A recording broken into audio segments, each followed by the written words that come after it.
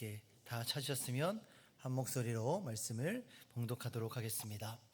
또 여호와의 말씀이 내게 임하여 이르시되 인자야 내 얼굴을 세일산으로 향하고 그에게 예언하여 이르기를 주 여호와께서 이같이 말씀하시되 세일산아 내가 너를 대적하여 내 손을 내 위에 펴서 내가 황무지와 공포의 대상이 되게 할지라.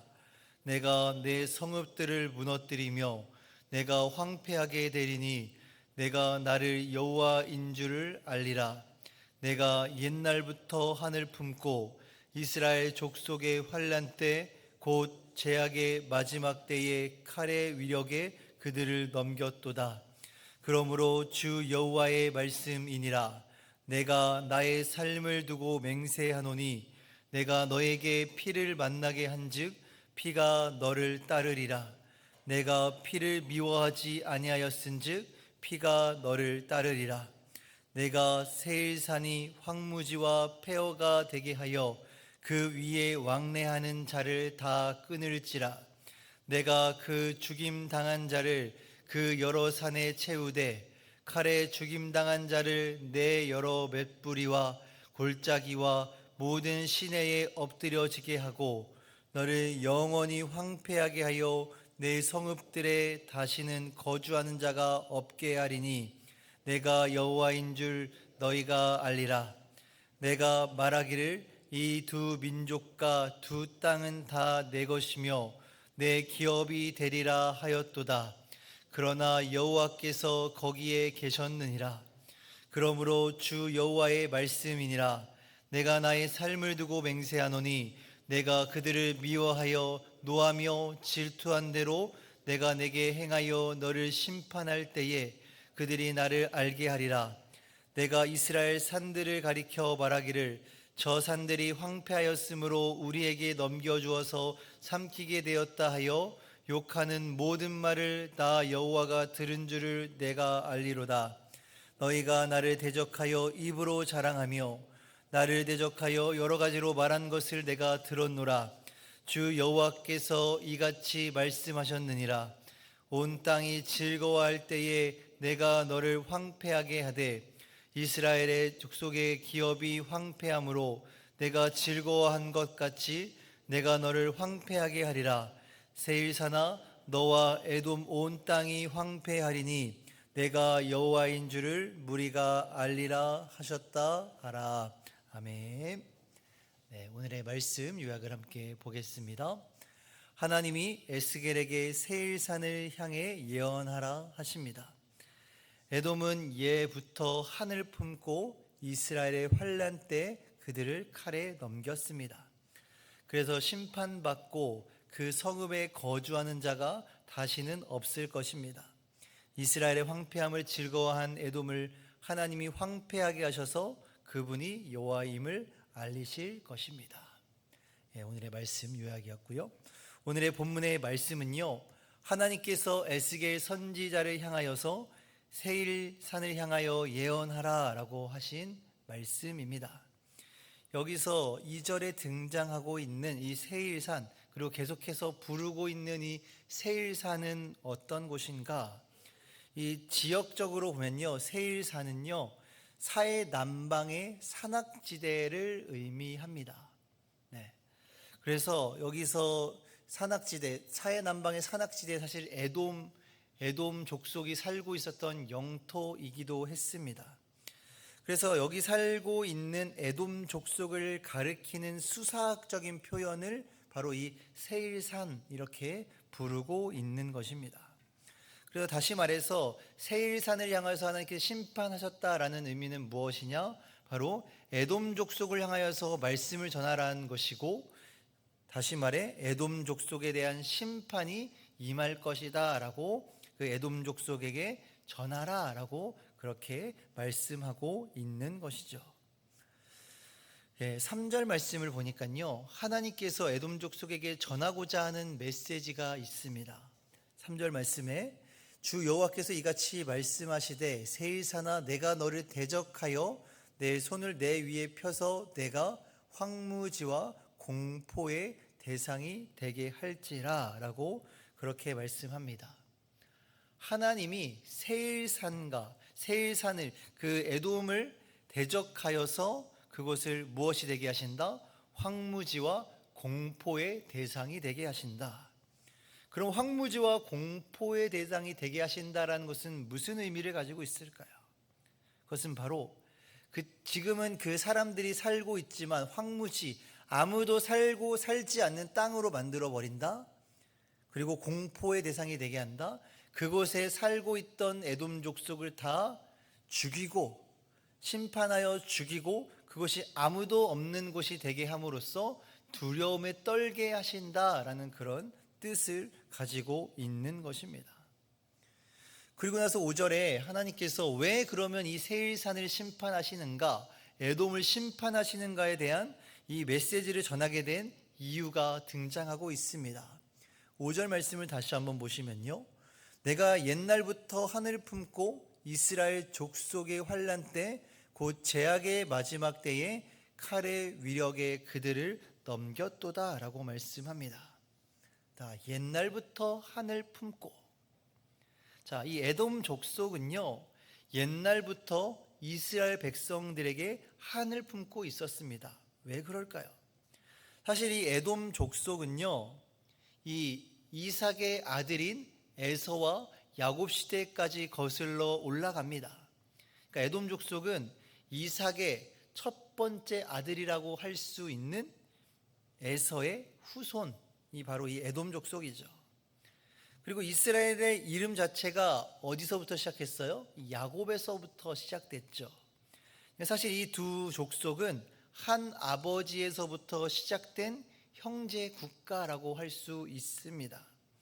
하지만 우리가 창세기를 읽어보신 분들은 다 아시겠지만 이 야곱의 속임수로 형 에서를 속인 사건이 있었죠. 사실 그때부터 이 두 족속의 적대감이 지속되었다라고 할 수 있을 것입니다. 그리고 결국 이스라엘의 족속의 환난, 제약의 마지막 때, 이때는 언제냐면요, 남유다가 이 바벨론에 의해서 멸망할 때를 이야기를 합니다. 근데 그때에 이 에돔 족속, 다시 말해 이스라엘의 형제 족속이라고 할 수 있는 이 에돔 족속이 어떻게 했느냐? 칼의 위력에 그들을 넘겼다. 이것은 무엇이냐? 마치 상처를 후벼 파듯이 칼로 무자비하게 폭력을 행하였다. 이스라엘을 공격했다라는 것입니다. 이것이 바로 하나님께서 오늘 본문에서 말씀하고 있는 에돔의 심판의 가장 큰 이유가 되는 것입니다. 그리고 나서 6절 말씀에서 내가 너에게 피를 만나게 한즉 피가 너를 따르리라, 내가 피를 미워하지 아니하였은즉 피가 너를 따르리라 라는 말씀이 있죠. 사실 하나님께서 창세기 9장 6절의 말씀을 보면요, 다른 사람이 피를 흘리면 그 사람도 피를 흘릴 것이다 라고 그렇게 말씀하십니다. 그러니까 다시 말해 하나님께서 이스라엘로 하여금 피를 흘리게 했기 때문에 에돔 족속도 똑같이 너희도 피를 흘릴 것이다. 너희가 피로 그들을 칼로 폭력을 행하였기 때문에 내가 이스라엘을 대신하여서 너희도 피를 흘리게 할 것이다 라고 말씀하고 계신 것이죠. 에돔의 심판의 이유는요, 이것뿐만이 아니었어요. 12절과 13절의 말씀을 보니까요, 내가 이스라엘 산들을 가리켜 말하기를 우리에게 넘겨주어서 삼키게 되었다 하여 욕하는 모든 말을, 13절에 너희가 나를 대적하여 입으로 자랑하며 나를 대적하여 여러 가지로 말한 것을 내가 들었노라 라고 말씀하고 있죠. 여기서 하나님께서 이 에돔 세일산을 향한 심판을 하신 이유가 등장합니다. 12절과 13절에 공통적으로 나오는 동사가 있어요. 그것이 무엇이냐? 바로 들었다라는 겁니다. 나 여호와가 들은 줄을 13절에 내가 들었노라 라고 말씀합니다. 그러면 도대체 하나님께서 어떤 말을 들으셨냐? 12절에 어떤 말을 들었다고 이야기합니까? 욕하는 모든 말을. 13절에는 어떤 말을 들었어요? 여러 가지로 말한 것을 내가 들었다. 하나님께서 들었다라고 그렇게 말씀하십니다. 그러면 이 욕하는 말, 여러 가지로 말한 말에 이 공통적으로 이야기하고 있는 것은 무엇이냐? 이들이 왜 어떤 말을 했길래 이런 심판을 받느냐? 이들은요, 세일산 에돔 족속은 유다 이스라엘 백성들의 멸망을 기뻐하고 또한 이스라엘의 하나님을 조롱했다라는 것입니다. 에돔은 유다가 멸망하는 것을 보고요, 하나님께서 자기들에게 유다를 넘겨주어서 멸망하게 되었다라고 말씀하고 있습니다. 그리고 그들은 하나님을 대적하여서 스스로 자랑하였습니다. 하나님을 대적하여 스스로 자랑했다라는 것을 다른 말로 표현하면 어떤 단어로 이야기할 수 있겠습니까? 교만이다라고 이야기할 수 있겠죠. 네, 그리고 나서는 7절부터 9절까지는 이제 하나님께서 실제로 이 에돔 족속 세일산을 어떻게 심판하시는지 대해서 어떻게 이루어질 것이다라는 말씀이 등장합니다. 자, 7절부터 9절까지 말씀을 보면요, 내가 세일산이 황무지와 폐허가 되게 하여 그 위에 왕래하는 자를 다 끊을지라. 8절에 그 여러 산에 채우되 칼에 죽임 당한 자를 내 여러 맷뿌리와 골짜기와 모든 신에 엎드려지게 하고. 7절에서는 그 땅이 어떻게 된다라고 이야기합니까? 황무지와 폐허가 되게 할 것이다. 그래서 그 땅에 왕래하는 자가 없어질 것이다, 다 끊을 것이다 라고 말씀하고 있고요, 8절에는 칼에 죽임을 당한 자가 여러 산, 그 지역의 그 땅의 여러 산, 그리고 맷뿌리, 언덕입니다, 골짜기, 모든 신에 엎드려질 것. 그 땅에 살고 있는 모든 사람들이 다 몰살당하여서 그 땅을 온통 채우고 또 남을 것이다 라고 그렇게 말씀하고 계신 것입니다. 그리고 나서 9절과 15절도요, 이 동일하게 황폐하게 하겠다라고 표현을 하시는데, 특별히 여기서는 어떠한 표현을 사용하고 있느냐? 영원히 황폐하게 하여, 영원히 황폐하게 하여 거주하는 자가 없게 하겠다라고 말씀하고 있죠. 그래서 지금까지도요, 이 에돔이라는 나라는 등장하지 않죠. 에돔 족속이라는 것은 우리가 역사 속에서만 등장하지 이제 지금 우리가 현재 볼 수 없다라고 이야기하는 것은 무엇이냐? 하나님의 이 약속의 말씀이 분명하게 지켜졌다라는 것을 의미하고 있는 것입니다. 이렇게 하나님께서 심판하실 것을 말씀하시면서 그 심판의 목적을 하나님께서 분명하게 밝히고 계신데요, 9절과 11절과 15절 말씀에 하나님께서 왜 이 세일산 에돔을 심판하시는지 대해서 그 목적을 다시 한번 밝히고 계십니다. 9절에 보니까 너를 영원히 황폐하게 하여 내 성읍들에 다시는 거주한 자가 없게 하리니 내가 여호와인 줄을 너희가 알리라 라고 말씀하고 있고요, 11절에는요, 주러므로 주 여호와의 말씀이니라 내가 내게 행하여 너를 심판할 때에 그들이 나를 알게 하리라. 15절 말씀에 세일산아 너와 에돔 온 땅이 황폐하리니 내가 여호와인 줄을 무리가 알리라 하셨다 하라 라고 그렇게 밝히고 있습니다. 이 세 구절에서 제가 빨간 글씨로 표시하고 있었는데 공통적으로 말씀하고 있는 것이 무엇입니까? 하나님께서 이 세일산 에돔을 심판하심을 통해서 내가 여호와인 줄, 다시 말해서 하나님이신 줄을 알리기 위해서 내가 이러한 심판을 실제로 행하겠다라고 말씀하고 계신 것입니다. 다시 말해 이 온 세상을 움직이시고 다스리시는 하나님의 주권과 그리고 하나님의 그 영광을 드러내시기 위해서 이스라엘을 고통 가운데 두었던 이 에돔 세일산을 심판하시겠다라는 것입니다. 이렇게 에돔은요, 자신들이 유다 백성들에게 행한 그대로 동일한 보응을 받았습니다. 동일한 심판을 받게 됩니다.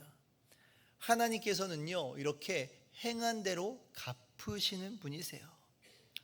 그리고 하나님께서 친히 이스라엘 백성들의 원수를 갚아주십니다. 이 말씀은 사실 우리에게 참으로 위로가 되는 말씀이죠. 이렇게 역사의 주관자이신 하나님께서는요, 우리를 끝까지, 멸망의 그 순간에서도 끝까지 포기하지 않으신다라는 것을 오늘 말씀을 통해 우리는 알 수가 있는 것입니다. 그렇다면 오늘 함께 말씀을 돌아보며 함께 말씀을 나의 삶에 적용해 보기를 원합니다. 우리가 앞서 살펴보았던 에돔의 그 멸망의 이유를 바라보며 에돔과 같은 죄악, 적대감을 늘 지니고 이웃이 어려움에 처했을 때에 도와주기는커녕 어려움 가운데 그들을 두지 않았는지 우리의 모습을 한번 돌아보기를 원합니다. 그리고 이스라엘과 에돔과 같이 나에게 이 원수와 같은 자들을 향하여서 나는 어떠한 태도를 가지고 있어야 할까요? 어떠한 태도로 그들을 대하는 것이 하나님께서 기뻐하시는 모습일까요? 오늘 이 자리에 모이신 우리 사랑하는 성도님들, 하나님께서는 에돔을 심판하심으로써 우리의 삶의 주권자, 주관자가 되심을 보여주고 계십니다.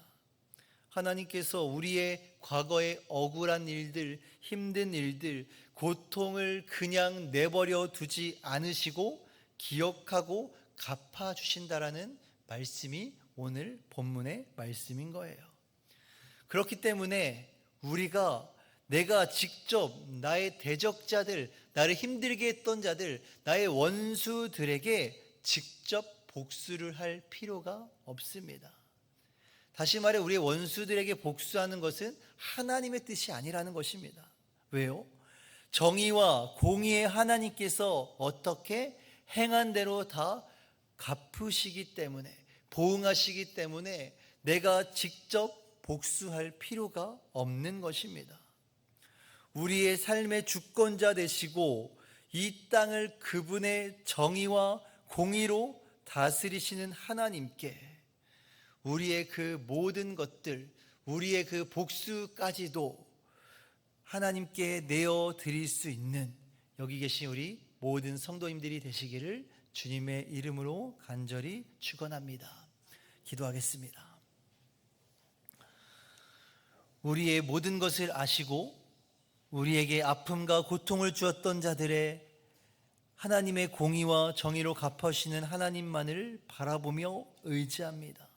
하나님, 우리의 삶의 주권자 되어 주셔서 우리의 아픔과 고통과 슬픔 기억하여 주시고 그 눈물을 닦아주시고 직접 보응하시는 하나님, 우리의 삶을 통치하여 주시옵소서. 예수님의 이름으로 기도드립니다. 아멘.